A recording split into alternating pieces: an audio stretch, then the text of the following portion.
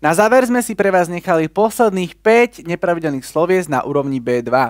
Patria sem slovesa strike, struck, struck, teda strike ako udrieť alebo zasiahnuť, swear, swore, sworn, prisahať, alebo aj ako kliať, používať vulgárny jazyk, swell, swelled, swelled, napuchnúť, opuchnúť, zväčšiť sa. Pozor, mohol by byť aj swell, swelled, swollen, teda napuchnutý, je to aj nepravidelné sloveso.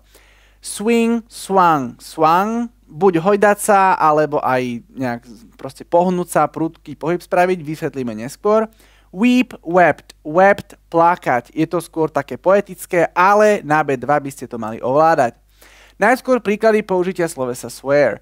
My mother never swears, teda moja mama nikdy nehreší, nepoužíva vulgárny jazyk. Je tam never, jasné, použijem present simple a dám tam koncovku s, lebo je to my mother, tretia osoba. V minulom čase, the police officer swore at him, he stayed calm and walked away.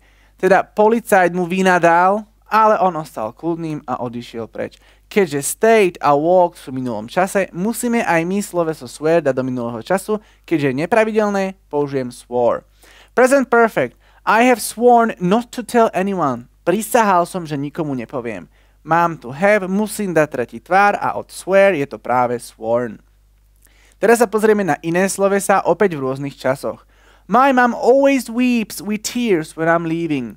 Teda mama vždy pláče, keď odchádzam. Je tu opäť always a znova my mom, preto koncovka s, lebo je to present simple, teda tretí tvar, myslím, že to pravidlo poznáte. Weeps. V minulom čase je to trošku iné. I was so scared, I saw her broken toe. It swelled up really fast. Bol som vyplašený, uvidel som toe, prst na nohe, úplne napuchnutý a dokonca napuchol veľmi rýchlo. Keďže sloveso swell môže byť aj pravidelné, použijem it swelled up really fast. Present perfect, predprítomný čas. Fortunately, I have never been struck by lightning. Našťastie, nikdy som nebol zasiahnutý bleskom. Prečo? We don't know. Never been struck by lightning. A teraz úloha pre vás. Máte dokončiť vetu tak, aby ste doplnili správny tvar slovesa.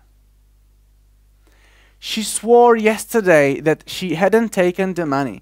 Prisahala, že tie peniaze nezobrala. Je tu hadn't taken, stalo sa to predtým a je tu dokonca yesterday, teda kedy prisahala včera. Použijem tvar swore. I have hit my knee and it has swelled up a lot. Udrel som si koleno a napuchlo. It has swelled, alebo keby dáme swollen, bolo by to tiež správne. Pozor na výslovnosť, žiadne knee, ale iba knee. The bus has struck into that steady vehicle.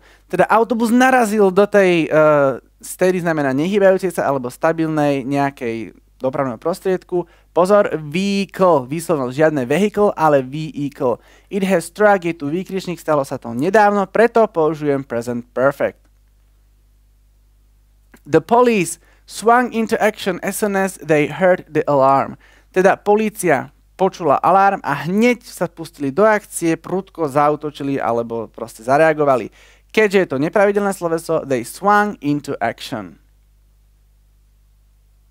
When the end of the World War II was announced, everybody wept with joy. Teda každý plakal od radosti, keď sa skončila druhá svetová vojna. Keďže je to v minulom čase, lebo tá vojna sa už skončila, musíme tam dať tvar wept.